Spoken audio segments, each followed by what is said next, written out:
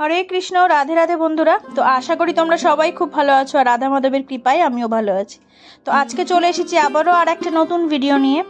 আজকের ভিডিওর থাম্বনেল আর টাইটেল দেখে আশা করি তোমরা বুঝতেই পারছো যে আমি কী নিয়ে আলোচনা করব। আজকের বিষয়বস্তু হচ্ছে যে আমি যেদিন ভগবানকে আমার গোপাল সোনাদের অন্ন সেবা দিই না, তো সেই দিন আমি কিভাবে দুপুরবেলা গোপালদেরকে সেবা দিই। এটা আমাকে অনেকেই জিজ্ঞাসা করেছে যে তুমি কি রেগুলার অন্ন সেবা দাও, আর যেদিন না দাও সেদিন কি করো, সেটাই তোমাদেরকে দেখাবো। আর একটাও বিষয় হচ্ছে যে গোপাল সোনারা আমাদের হাত থেকে অনেক সময়তেই পড়ে যেতে পারে বা তোলার সময় কোথাও একটু লেগে যেতে পারে। তাদের আঘাত লাগলে আমরা কি করব। তো আজকে চলে এসেছি গোপাল সোনাদের স্নান তোমাদের সাথে আমি শেয়ার করলাম না।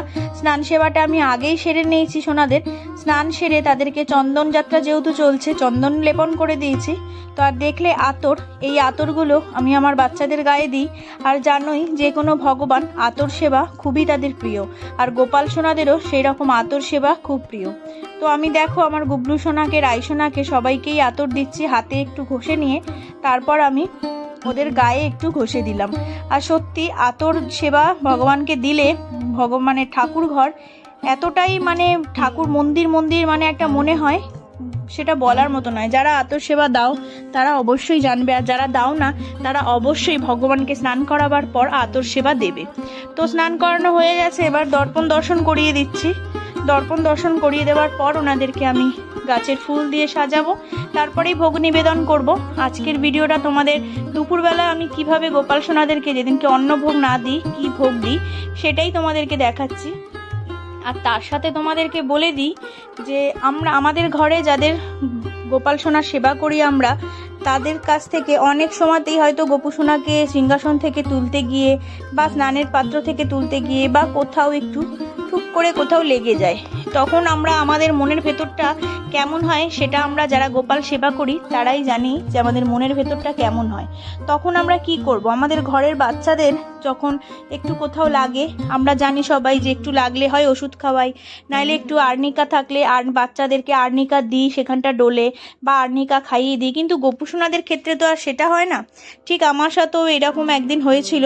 আমার যে চিনি সোনা আছে, ছোট্ট চিনি সোনা, তো চিনি সোনা একদিন গুবলুর হাতে বসে আমি ওকে স্নান করাচ্ছিলাম।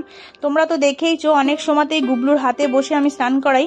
সেদিনকে কিন্তু আমি ভিডিও শ্যুট করিনি, তাই তোমাদের সাথে সেটা শেয়ার করতে পারিনি। তো ওর হাত থেকে হঠাৎ করে, আমি জানি না, হয়তো চিনির ইচ্ছা হয়নি সেদিন ওর হাতে বসে স্নান করবে, তো পড়ে গিয়েছিল যেই পাত্রে আমি স্নান করাই সব গোপু সোনাদের, সেই পাত্রে পড়ে যাওয়ার পর আমার চোখ থেকে রীতিমতো জল বেরিয়ে গেছিল যে কোথায় লাগলো এই ভেবেই।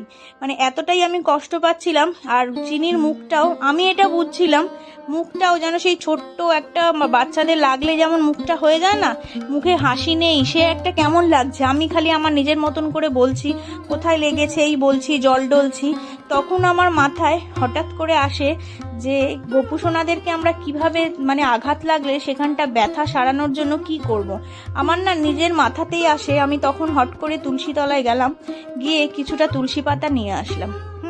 তুলসী পাতা নিয়ে এসে আমি, তো দেখো তোমাদের সাথে কথা বলতে বলতে সকালের সেবা আমি দিয়ে দিলাম ওদেরকে। এবারে দুপুরবেলা তারপর তোমাদের সাথে শেয়ার করব, তোমরা দেখতে থাকো। আর কি করলাম, তখন আমি তুলসী তলায় গিয়ে কিছুটা তুলসী পাতা নিয়ে আসলাম।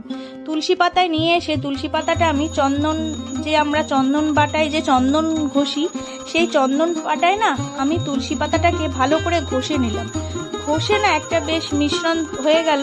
তারপর আমি আমার চিনির সারা গায়ে লেপন করে দিয়েছিলাম। সারা গায়ে কেন করেছিলাম, যেহেতু চিনি একদম ছোট আর হাত থেকে পড়ে গেছে ঢপ করে, আওয়াজটাও খুব জোরে হয়েছে।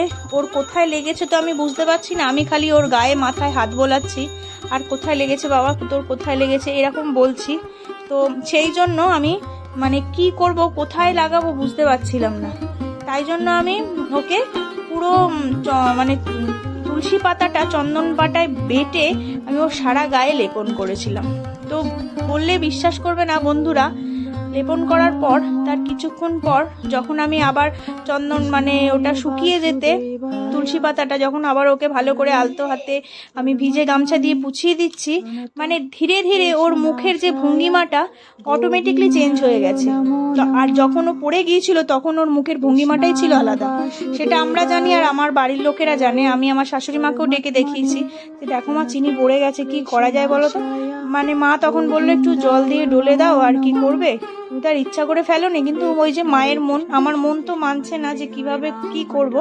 আমি ঠিক তখন ওই তুলসী পাতাটা আমার মাথায় আসলো যে তুলসী পাতা যেহেতু গোপুসোনাদের খুব প্রিয়, তো তুলসী পাতাটাই দিয়ে দেখি। তো আমি তোমাদেরকেও এটাই বলবো যে যখন দেখবে কোনো সময় কোনো জায়গা আঘাত লেগেছে, তোমাদের জানতেই হোক বা অজান্তেই হোক, যদি কোনো সময় আঘাত লাগে তখন তোমরাও ঠিক ওইভাবেই তুলসী পাতা একটু চন্দন পাতায় ডলে যদি গোপুসোনাদের যে জায়গাটায় লেগেছে ক্ষতস্থানটাতে যদি লাগিয়ে দাও, দেখবে ওরা সহজেই আরাম পাবে। আর আমরা যারা গোপুসোনা সেবা করি তারা কিন্তু সম্পূর্ণটা আমরা মনের ভাব দিয়ে করি, এটা কিন্তু পুরোটাই আমাদের মনের ভাব, যে আমরা মনের ভাব থেকেই যে কি দিলে ওদের ঠিক হবে সেটার জন্যই কিন্তু তুলসী পাতাটা আমি ব্যবহার করেছিলাম। আর সত্যি মানে কি বলবো যে তুলসী পাতাটা এত পরিমাণে কাজ করেছে মানে বলার মতন নয়। যে মানে চিনির মুখ যারা আমরা প্রত্যেকদিন গোপুসোনা সেবা করি তারা কিন্তু আমরা মুখ লক্ষ্য করি যে কখন গোপুসোনা হাসছে আর কখন গোপুসোনা মুখ গম্ভীর করে আছে, সেটা আমাদের থেকে ভালো কিন্তু কেউ বুঝবে না। যারা আমাদের বাড়িতে কিছুক্ষণের জন্য আসে গোপুসোনাকে দেখে তারাও কিন্তু বুঝবে না এটা যে গোপুসোনা হাসছে না মুখ ভার করে আছে। কিন্তু সেটা একমাত্র তারাই বুঝবো যারা আমরা গোপুসোনাকে মন থেকে সন্তান স্নেহে মানে একদম ভালোভাবে তাদেরকে আমরা সেবা দিই। ঠিক সেরকমই হয়েছিল আমার সাথেও। তো আমি তোমাদেরকে এটা বললাম, এটা আমি আমার অভিজ্ঞতা থেকে বললাম। আমি জানি হয়তো এটা ভুলও হতে পারে বা নাও তোমাদের ভালো লাগতে পারে, কিন্তু এটা আমার মনে হয়েছে তাই তোমাদের সাথে শেয়ার করলাম যে আমার চিনি যেহেতু এইভাবে পড়ে গিয়েছিল আর ব্যথা পেয়েছিল, ওর মুখটা দেখেই আমি বুঝছি যে ওর ব্যথা পেয়েছে। হয়তো এটা আমার মনের ভাবি, যেহেতু আমি আমার মনের ভাব থেকে ওদের মানে ভাবি সেবা দিই। তো সেই সঙ্গে সঙ্গেই আমি যখন মানে তুলসী পাতাটা লাগালাম পুরো সারা গায়ে, এমনকি মাথা কপালে সব জায়গাতে লাগালাম, অটোমেটিকলি জানি না কিরমভাবে যেন চিনির মুখের ভঙ্গিমাটাই চেঞ্জ হয়ে গিয়েছিল। তো সেই জন্যই বলছি যদি কোনো সময় তোমাদের হাত থেকেও এরকম অজান্তে কোনো ভুল হয়ে যায় তাহলে তোমরাও ঠিক এইরকমই করো। আর দেখতেই পেলে যে আমি যেদিন অন্ন ভোগ না দিই তো সেই দিনকে দুপুরে আমি কি ভোগ দিলাম। তো তারপরে গোপুসোনাদের সেবা হয়ে গেছে আর দেখো তার মধ্যেই এক পশলা বৃষ্টি হয়ে গিয়েছিল আর আমার ফুল গাছের টবে সবেতেই জল জমে গেছে। তো সেই কারণে চলে গেছিলাম ছাদে পুজো দিয়েই যে জলগুলো ফেলে দিই, নাহলে আবার রোদ উঠে গেছে যেহেতু জলটা বসে গাছটা নষ্ট হয়ে যাবে। তো আজকের মতন ভিডিওটা তাহলে এইটুকুই, দেখা হবে আবার অন্য কোনো দিন অন্য কোনো ভিডিও নিয়ে। আশা করি যদি তোমাদের ভিডিওটা ভালো লেগে থাকে তো একটা লাইক করো, শেয়ার করো আর কমেন্ট করে জানাতে ভুলো না যে তোমাদের ভিডিওটা কেমন লাগলো। আর তাহলে আজকের মতন আসি। হরে কৃষ্ণ, রাধে রাধে।